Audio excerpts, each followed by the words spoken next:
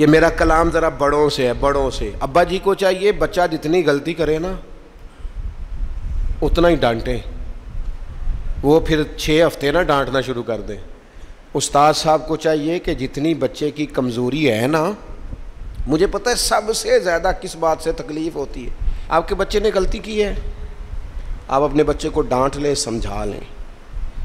आप किसी और के सामने उसकी तजलील कभी ना करें, ये ज़्यादती वाली बात है।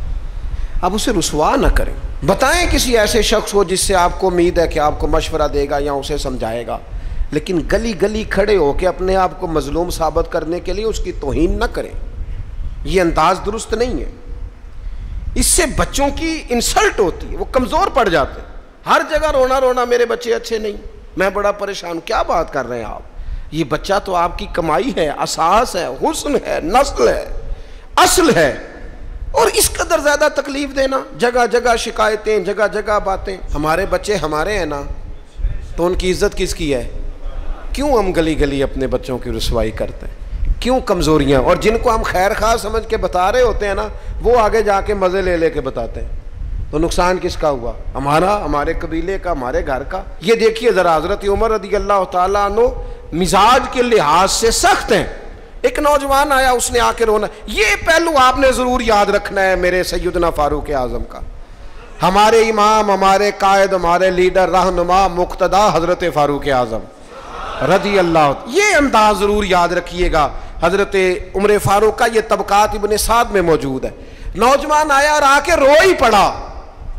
हज़रत उमर ने उसको रोते देखा तो फरमाया, बेटा क्या हुआ? कहने लगे, हुजूर फ़लाँ इलाके के फ़लाँ गवर्नर साहब का मसला है, हुजूर मुझसे गलती हो गई थी, मैं शराब पी बैठा था, उन्होंने मुझे दुर्रे भी मारे हैं। फिर उन्होंने लोगों से कहा इसके साथ मेल मिलाप छोड़ दो, कोई इससे बात ना करे। हुजूर मुझसे गलती हो गई, मैं मानता हूँ, पर इतनी अजियत, इतनी तकलीफ़, जब मुझे सज़ा मिल गई, कोड़े लग गए, तो फिर ये अलग से जो सज़ाएँ मुझे दी गई, ये मैं हज़रत उमर की बात कर रहा हूँ।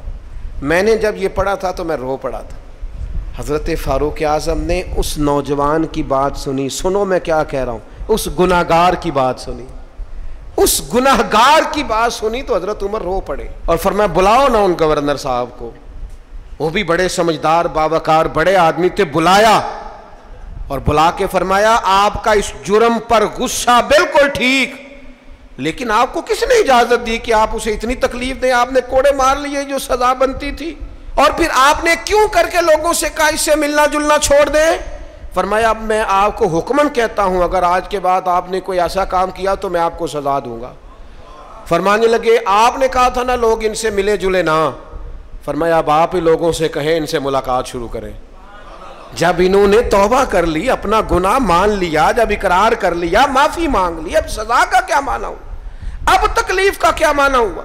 सैयदना फारूक आज़म रज़ी अल्लाह तआला अन्हु फरमाने लगे, अगर ये सच्ची तौबा कर ले तो फिर तो इनकी गवाही भी कबूल की जाएगी, इनकी गवाही तक हम कबूल करेंगे।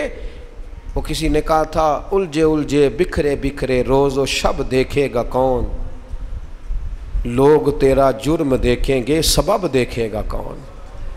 लोग माफ़ी नहीं देते, लोग दरगुजर ही नहीं करते।